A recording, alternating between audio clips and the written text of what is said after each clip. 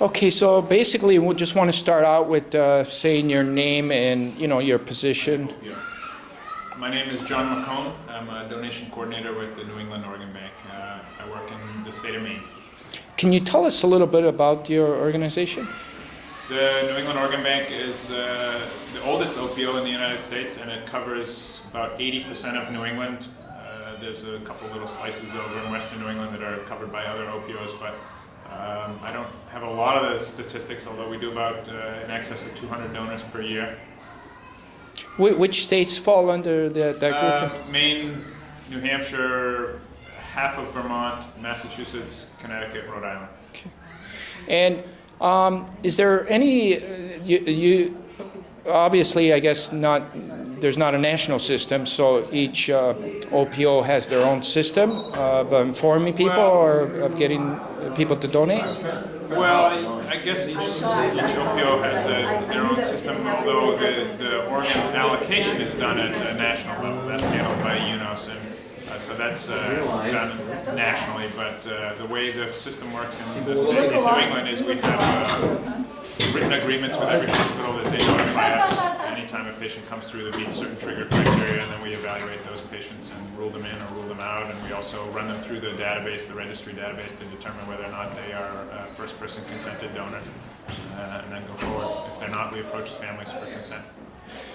So can you explain that a little bit more, because not all the states use, could it be referred to as a legal binding it consent? varies from state to state what the state law reads. In the state of Maine, here in the state of Maine where I work, as of about 4 years ago, a first-person designated donor is now legally binding. So if it's on your license, that is legally binding, and your family cannot Can't overrule that. Right.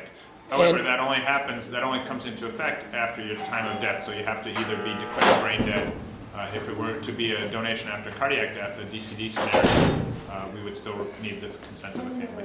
Okay, gotcha. Yeah, because it's a more longer process, I guess, with the heart, whether the person's really dead or not, I guess. Well, if they don't meet brain death criteria, but the family has elected to withdraw support, then, and only then, would we approach the family. We would ask them if they would consider donation, if we feel that they would rule in. In other words, there's no medical contraindications. Gotcha. So they would have to go, their heart would have to stop within 60 minutes of the time that the tube was removed, otherwise they're not a candidate for donation.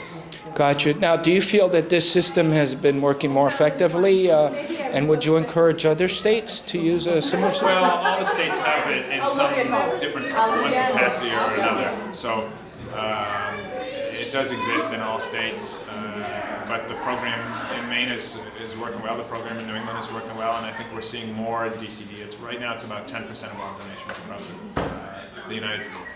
How about live donations? Has that been going? There's the NEOB.mpg, which is Northeast Paired Kidney Exchange. That's a program for living donors to become kidney donors. I don't know a huge amount about that because I'm not involved with that, but people can come forward and have a directed donation where they want to give a kidney to someone in particular, or they can donate anonymously. Now, do you have like partnerships as far as if another state needed organs from your? Absolutely. The way allocation works, like I said, it's done at the national level through UNOS, and it's very equitable.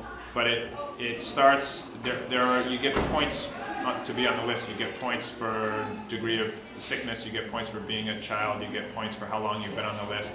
But you also, the allocation begins locally and then expands out regionally. So the offers go first to like if you were a donor in the state of Maine, because we have a transplant program in Maine for kidneys only, if you needed a kidney, that would be offered first to the people in the state of Maine.